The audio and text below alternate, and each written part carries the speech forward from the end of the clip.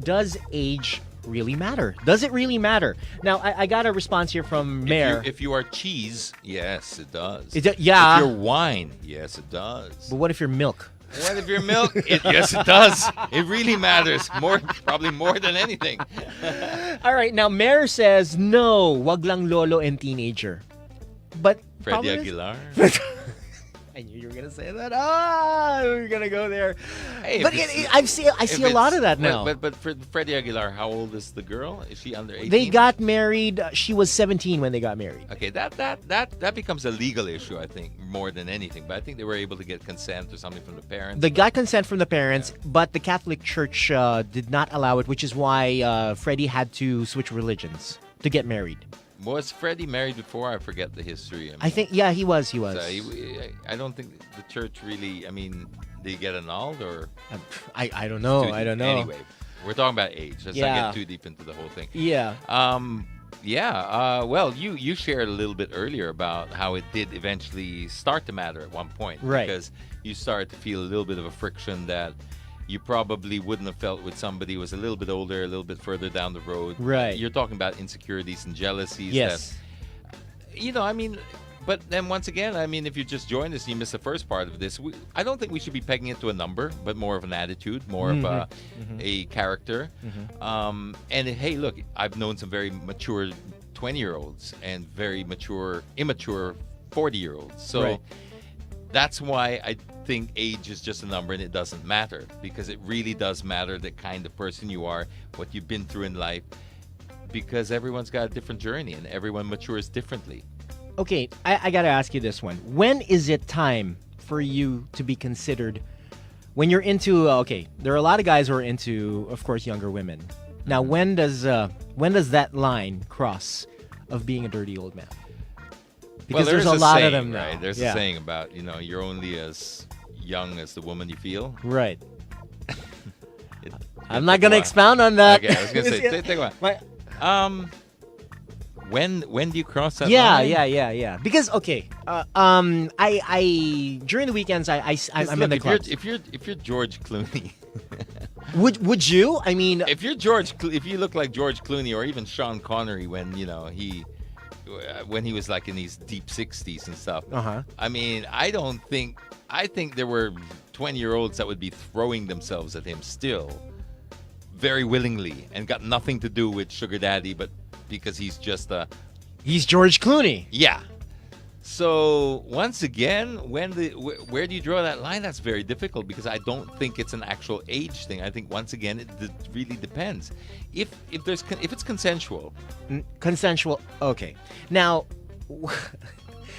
it may be consensual, but do you think it's right? That's the nice thing, is it doesn't really matter what I think about it. I'm not the person in the relationship. Right. So right. It really is, because we're putting boundaries on it, and that boundary is a number, and that number is so relative to what that person's gone through. Like, I go back to the mature 20-year-old and the immature 40-year-old.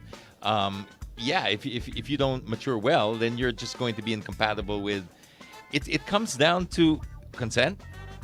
If there are women that relate more to an older guy, then that's their personality. I mean, wow, this is really tricky, isn't it? It's tricky. It's tricky and deep, because I personally don't care.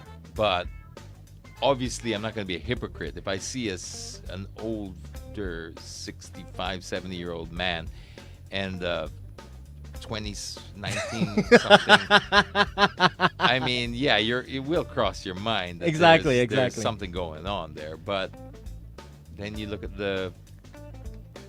Can you take the call? Yeah. All right, we got somebody on the line. #awkward. Hello. Hi. Hi. What's your name? It's Joe. J-O. J-O. Joe. Yeah. Okay, Joe. And you're calling us from where? I'm on the road at the moment. Oh, you're you're on the road. I hope you're on Bluetooth and not holding the phone. I know. And Joe, tell us, does age really matter? I believe that's a certain point that age really doesn't matter, but there is a fine line when it becomes like creepy. Creepy. Okay, Yeah, where's define that line? creepy. Yeah, where's that line? Let's see.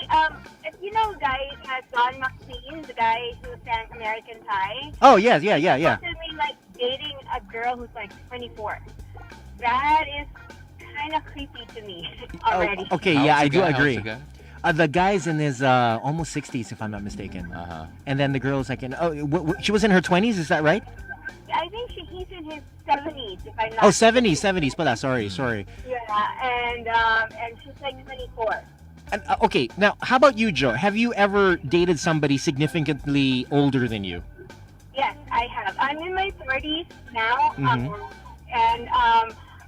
when I was 26, I dated someone 18 years older than me. Oh, wow. Ah. How did that work out? 22.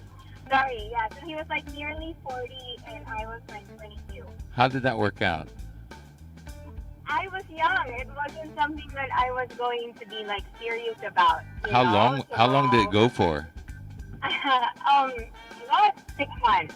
The thing is that he's a foreigner, so he was based in Singapore. He wasn't based here. So it was really for fun, but I have to say that I do like older men. I'm not that, like, I wouldn't go J-Lo. I don't like younger men. So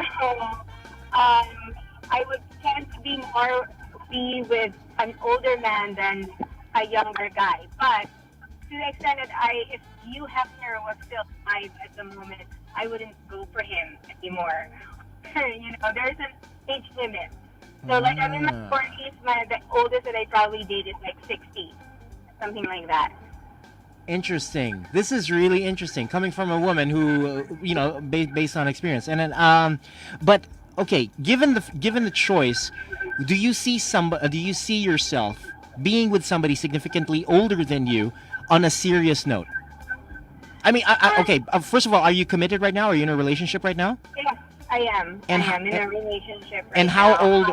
And your boyfriend is what? Older than you? By 2 years. Oh, just by 2 years. Now, what's the difference between him and the guy that you dated who was 18 years older than you? Well, I think a lot of the things that when I was 22 versus now, 20 years later, basically, I'm in a different place in my life. The guy that I was dating at that time, 18 years older than me, was like a singer in a band. Okay. So it had a factor of like, ooh, he's a rock star kind of thing. Oh, that. Yeah. So okay, so it was kind of like a not fair weather friend, but you were bedazzled by him, I guess. That's the best way to. I guess, I mean, he was charming. He wasn't like my typical type of guy, but he sang so well. He like, when he would sing to me, it was just like, it would melt me, basically, at that time. So, I had the opportunity to actually move to Singapore during that time that I was dating him.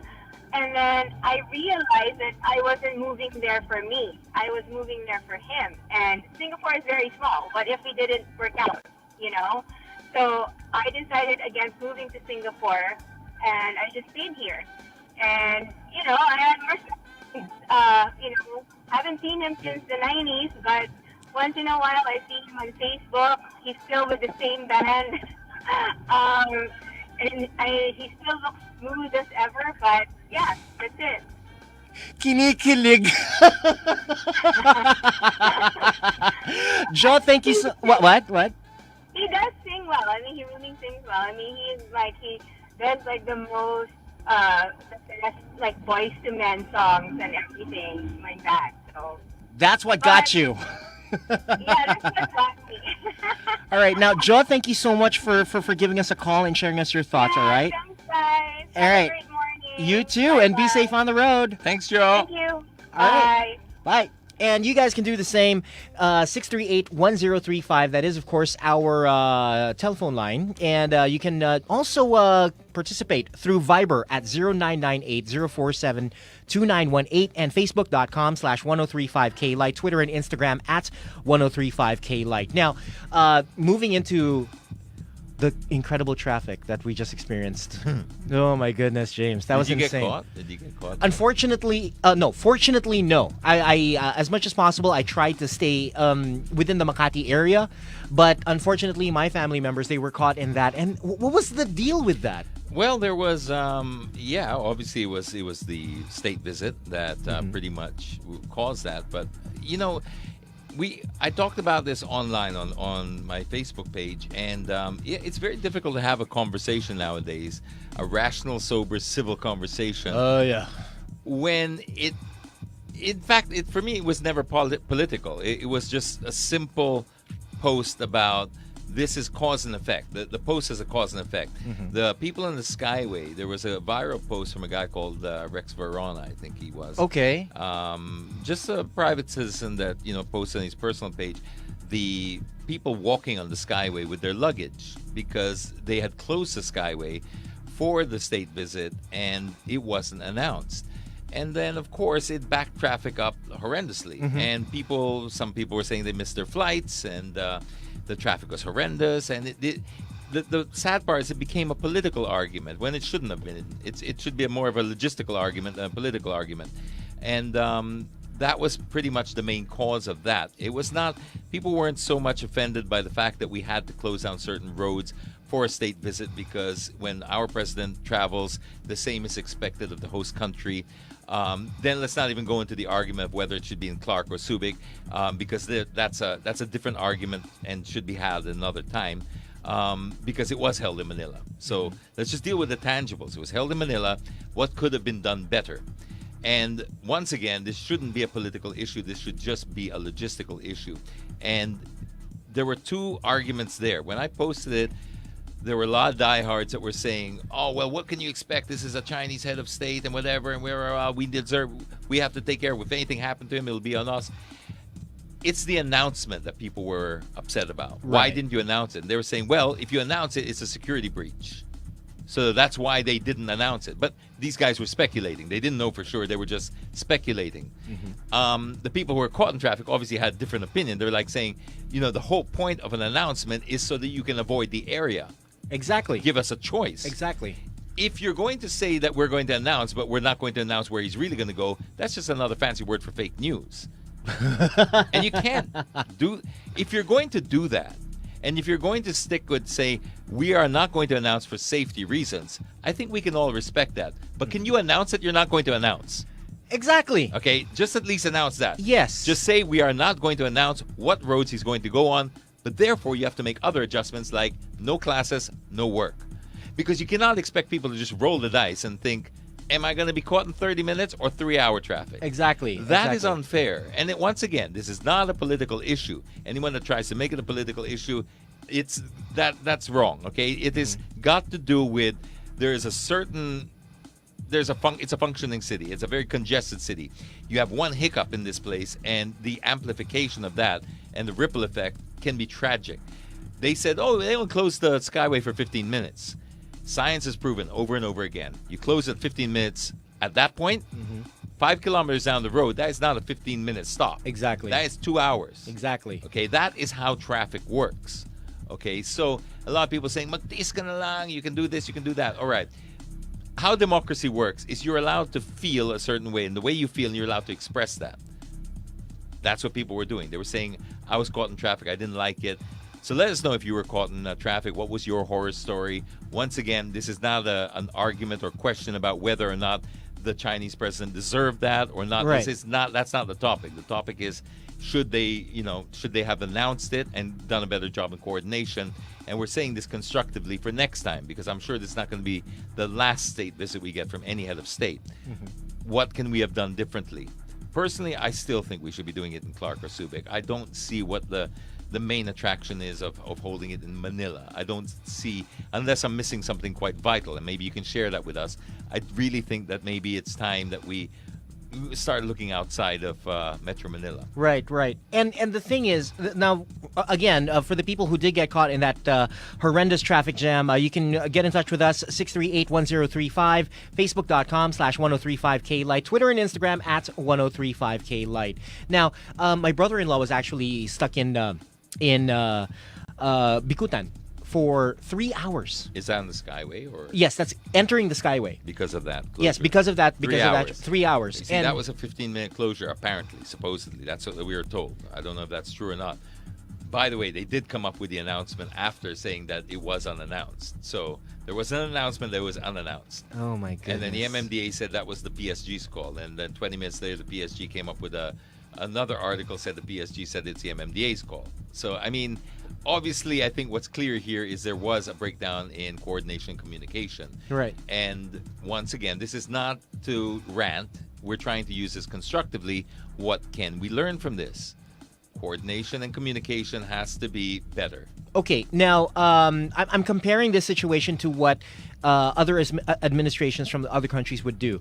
Like, for instance, the United States. Every single time that POTUS or the president is going to have a certain visit in any state, for that matter, they have they coordinate with the local government as to which roads are to be closed.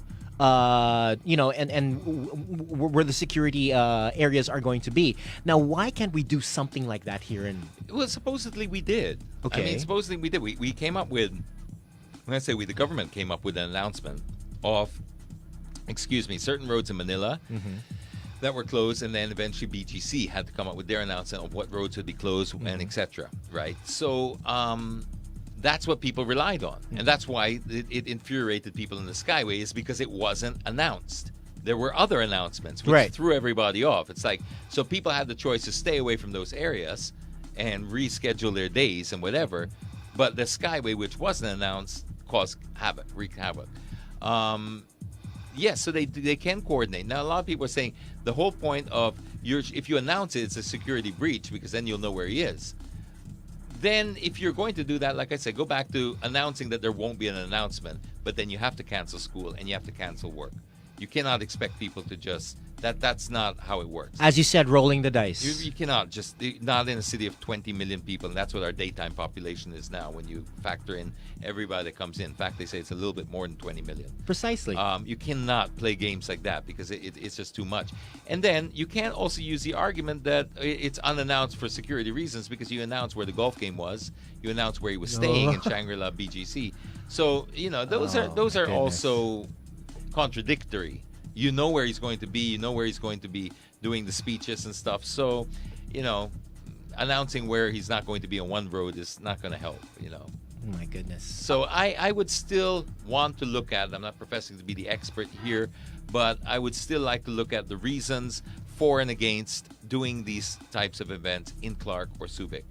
This has been brought up every time there's a state visit by anyone significant, or APEC summits, etc. Why not hold them out of town? Why not hold them in a place where there are airports? And maybe they were saying there's not enough hotel rooms in Clark. I don't know that 100% for sure, because I don't know how many people are required to be there from APEC, etc. But let's have a rational discussion where it's not political, where it's just logistical.